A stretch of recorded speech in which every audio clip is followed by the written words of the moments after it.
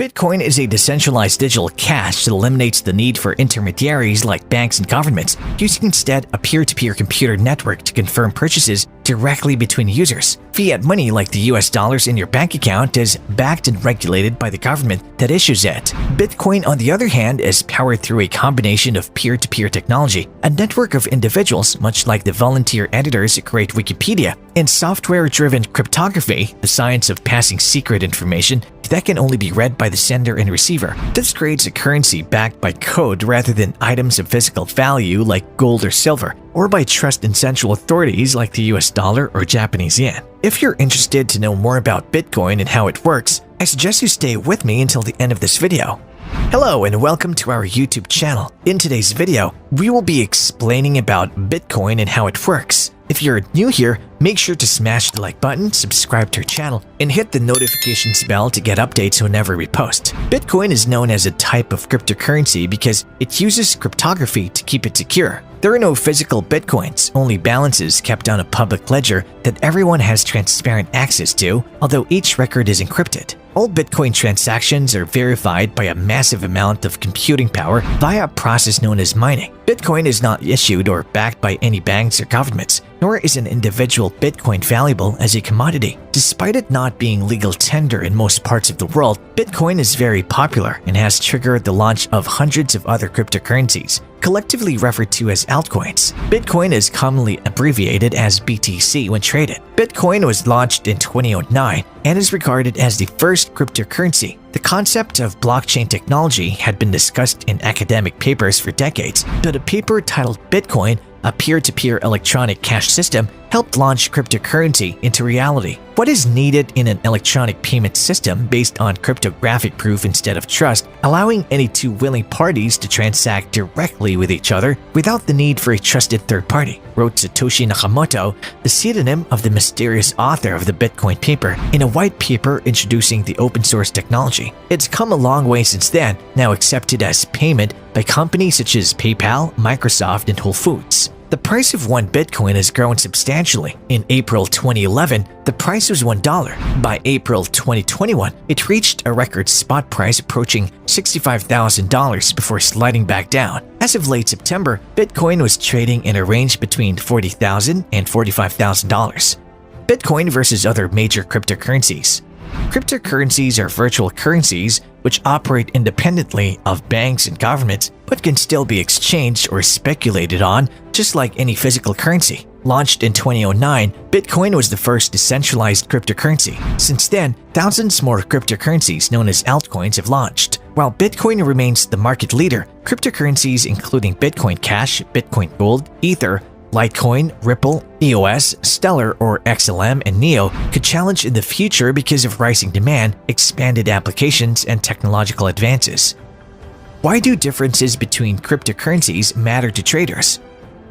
The differences between cryptocurrencies matter to traders because they give vital clues as to how supply and demand for each coin may change over time, in turn influencing market prices and how cryptocurrencies are traded. Circulating supply and upper limits. The supply of coins plays an important role in setting market prices. All other things being equal, the scarcer the coin, the more valuable it should be. Bitcoin and Bitcoin Cash each have an upper limit of 21 million coins, while Litecoin and Ripple have expanded maximum supplies of 84 million and 100 billion respectively. These coins will be deflationary once all the coins have been mined or released, while coins like Ether with no fixed limit have the potential to be inflationary depending on how much is burnt or lost. Cryptocurrency mining and release rates. The supply of coins changes over time as new coins are mined or released. Mining is the process by which blocks of transactions are verified and new coins are released.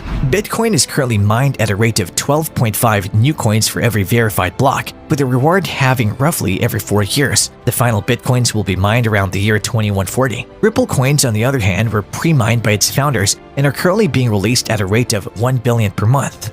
Reputation. Despite having fewer applications than many of its newer competitors, Bitcoin's value has soared over the last few years, and it remains the biggest cryptocurrency by market capitalization. This suggests that reputation remains an important factor in cryptocurrency valuations. Press coverage is likely to be an important factor here, with negative press, for example, following a major wall attack, tending to have a negative impact on prices. Decentralized applications.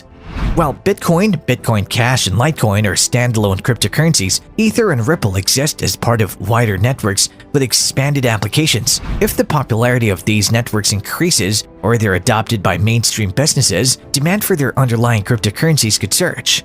Transaction speed and scalability. As adoption of cryptocurrencies accelerates, transaction speeds and their ability to handle a high volume of transactions is likely to come under increased scrutiny. Scalability could also be influenced by blockchain size and security, as these factors will affect the profitability of mining, speed of the associated network, and willingness of users to buy and use coins. Traders should therefore pay attention to software updates and forks to see how scaling technology evolves. How does Bitcoin work?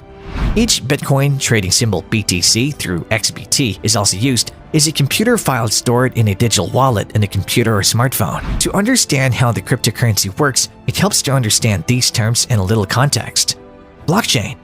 Bitcoin is powered by an open source code known as blockchain, which creates a shared public ledger. Each transaction is a block that's chained to the code, creating a permanent record of each transaction. Blockchain technology is at the heart of more than 10,000 cryptocurrencies that have followed in Bitcoin's wake.